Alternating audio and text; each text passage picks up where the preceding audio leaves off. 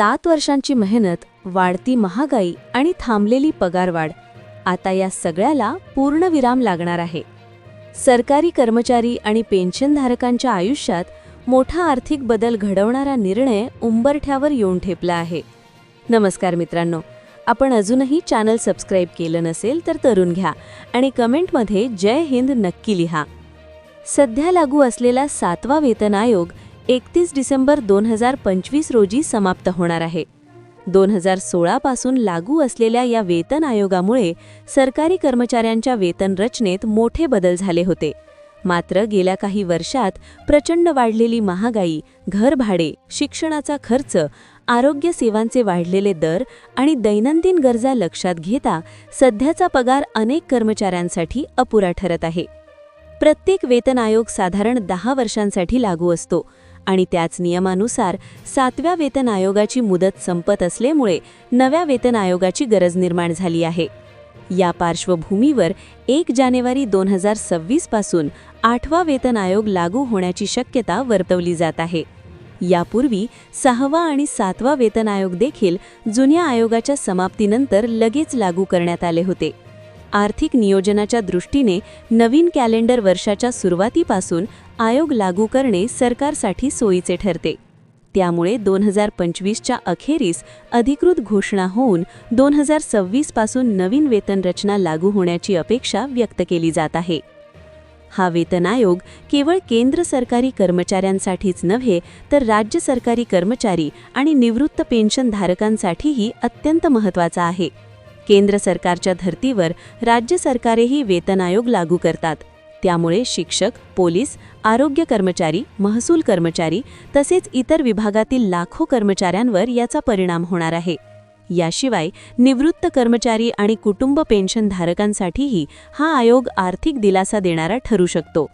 8व्या वेतन आयोगाच्या तयारीसाठी सरकारकडून अभ्यास समित्या नेमण्यात आल्या असून कर्मचारी संघटनांची सखोल चर्चा सुरू आहे.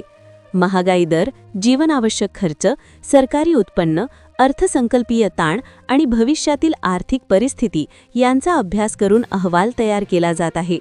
कर्मचारी संघटनांकडून फिटमेंट फॅक्टर, किमान वेतन, पेन्शन आणि भत्त्यांबाबत मागण्या मांडण्यात आल्या आहेत.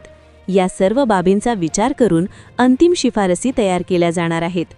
8व्या वेतन आयोगातील सर्वात महत्त्वाचा मुद्दा म्हणजे फिटमेंट फॅक्टर. फिटमेंट फॅक्टर म्हणजे सध्याच्या मूळ पगारावर लावण्यात येणारा गुणाकार, ज्याच्या आधारे नवीन मूळ पगार निश्चित केला जातो.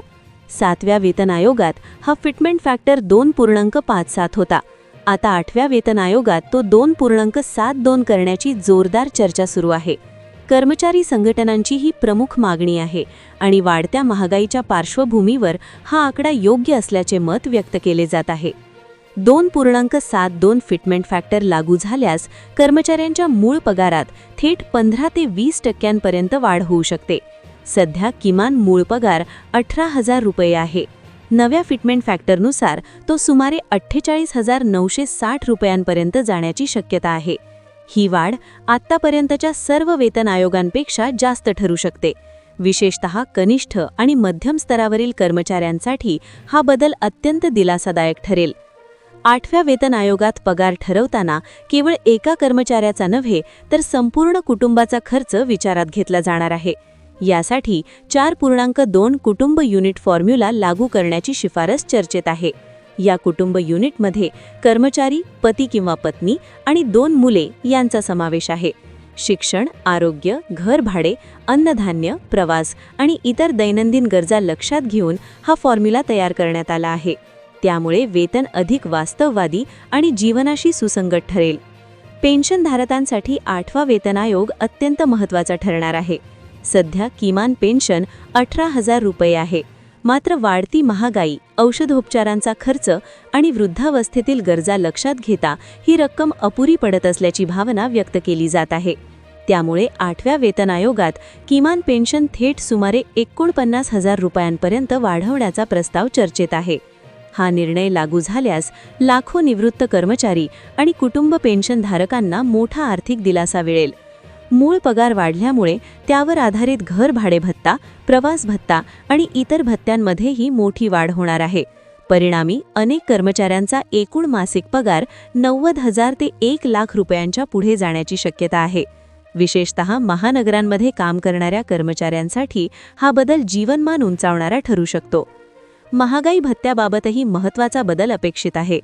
8व्या वेतन आयोगाच्या अंमलबजावणीवेळी सध्याचा महागाई भत्ता मूळ पगारात वेईन केला जाऊ शकतो आणि नव्या महागाई भत्त्याची सुरुवात शून्यापासून केली जाईल.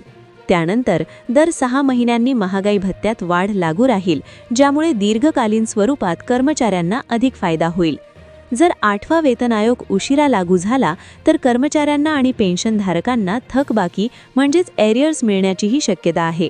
यामुळे खात्यात एक रकमी मोठी रक्कम जमा होऊ शकते. सध्या या सर्व बाबींवर अंतिम निर्णय झालेला नसला तरी चर्चेतील मुद्दे, समित्यांचे अहवाल आणि कर्मचारी संघटनांच्या मागण्या पाहता 8व्या वेतन आयोगात मोठे आर्थिक बदल होण्याची दाट शक्यता व्यक्त केली जात आहे. व्हिडिओ आवडला तर नक्की लाईक करा. चॅनल सबस्क्राईब नक्की करा.